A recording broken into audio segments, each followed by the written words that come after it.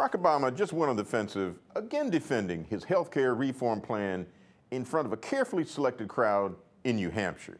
We have the AARP on board because they know this is a good deal for our seniors.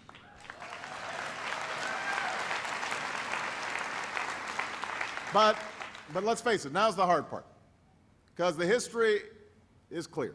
Every time we come close to passing health insurance reform, the special interests fight back with everything they've got. They use their influence, they use their political allies to scare and mislead the American people. They start running ads. This is what they always do. We can't let them do it again. Not this time. Not now. There were no outbursts at Obama's town hall meeting. It was so carefully crafted that one of those who asked the president a question was an 11-year-old girl whose mother worked as an Obama organizer. But the American people are paying attention to the voices of dissent. A new Gallup poll has found that in the wake of the protests, 34% of the American people are more sympathetic to the protesters' views, while only 21% said they were less sympathetic. There is more bad news for the president in recent polling results. A new Rasmussen report has found that opposition to the president's plan has increased to 53%, up 9 points since last June. 44% of voters strongly oppose the plan, while only 26% say they strongly favor it. But while it appears Obama may be losing this battle, his slavish reporters and mainstream media have again thrown any sense of objectivity to the wind and joined the cause. It's no revelation that the nation's media have been largely in the tank for Obama, shamefully so. One has to only remember the bizarre groupie-like comments from MSNBC's Chris Matthews. I have to tell you, it's part of reporting this case, this election. The feeling most people get when they hear a Barack Obama speech, I felt this thrill going up my leg. I mean, I don't have that too often. Steady. No, seriously, it's a dramatic event.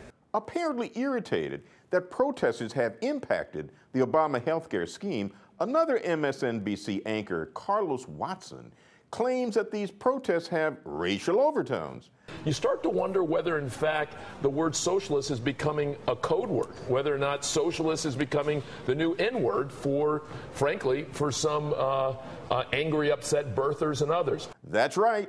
Since the protests have been mostly white, well, they must be a bunch of angry white bigots. Why else would they oppose his president's obviously sensible plan to reform American health care?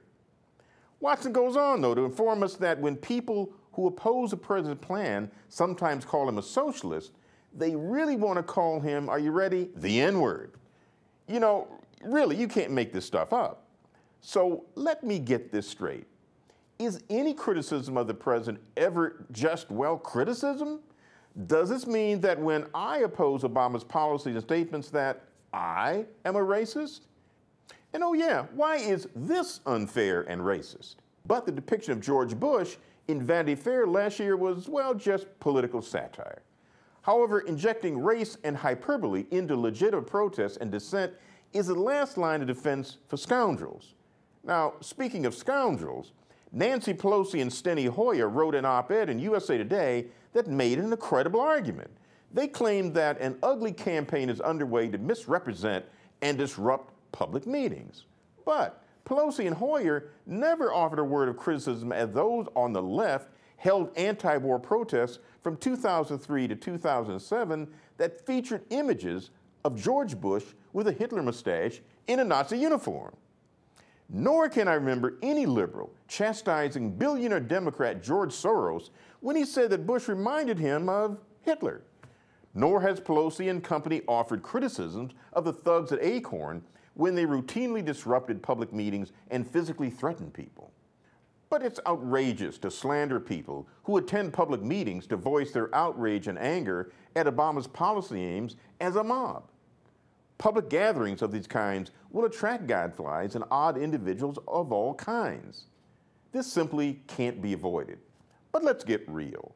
The vast majority of those voicing the views at town hall meetings are everyday working people, the elderly, and those with disabled loved ones to care for. They feel threatened and rightfully afraid of a 1,000-plus page health care plan that hasn't even been read by many of the very senators and Congress members who hold the meetings. Even Barack Obama, the man who claims ownership of the plan, seems not to know what's in it. He said the AARP has endorsed his plan. They say they have not. Obama says Medicare won't be cut. The Congressional Budget Office says exactly $500 billion will be cut from Medicare. He continued to argue that his plan will reduce spending. However, the CBO says it will raise federal spending by upwards of $1.5 trillion. Obama claims you'll be able to keep your current insurance plan. Again, a study by the Heartland Institute argues that that notion is flat false. He ridicules the idea that his plan includes health care rationing. But hold on.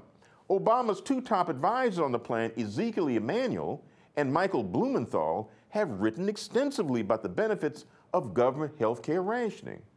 What all of this means is that Obama, his administration, and his supporters in the media are desperate. A few months back, Obama appeared nearly unstoppable. Now, things begin to look up for the opposition.